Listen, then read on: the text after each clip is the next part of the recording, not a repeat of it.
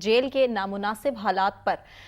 شہباز شریف صاحب نے نگران وزیر اعلیٰ کو خط لکھا اور خط میں جن چیزوں کا ذکر کیا گیا جو سہولیات میسر نہیں تھی، فراہم نہیں کی گئی تھی، ان کے حوالے سے ڈاکٹرز ان کے پاس موجود نہیں تھے، مشقتی نہیں دیے گئے تھے، اور اس کے ساتھ ہی ساتھ اگر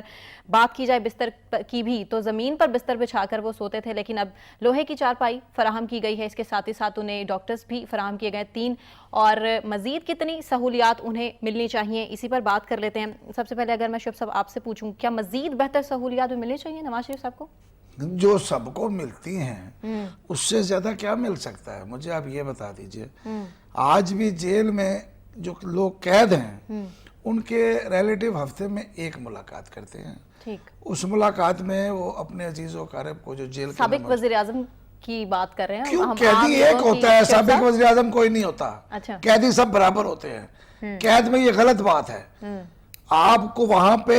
اخلاقی نہیں، آپ ملک کی دولت کے ساتھ کھیلنے کے جرم میں گئے ہیں، مذاق نہیں ہے یہ۔ ضمیر کے قیدی ہیں، ضمیر کے قیدی سے پتہ نہیں وہ ہوتے ہیں جو ضمیر کے واقعی قیدی ہوں، یہ ضمیر کے قیدی کہاں سے آگئے؟ دولت لوٹ کے ضمیر کے قیدی، ضمیر کے قیدی پر لیکن شیخ صاحب ان کے مطابق ان کو جس چیز کی سزا دی جا رہی ہے مجرم تو انہوں نے کیا نہیں، کرپشن تو ثابت کس نے کہہ رہی نہیں کیا؟ آج بھی کہہ رہی ہیں آپ اس کو پڑھ لیں، آپ اسے غور سے پڑھ لیں،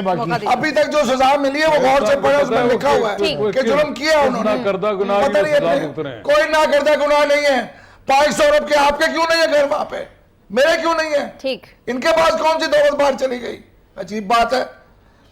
ان کو کوئی اسپیشل چیز نہیں ملنی چاہیے، غلط بات ہے یہ۔ وائی آپ کو کسی جیل میں کسی شخص کے پاس ایئر کنڈیشنر ہے،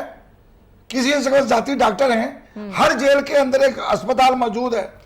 بہت سارے ڈاکٹر ہوتے ہیں، جو بیمار ہوتا ہے وہ اسپتال چلا جاتا ہے، یہ کوئی نئی بات نہیں ہے،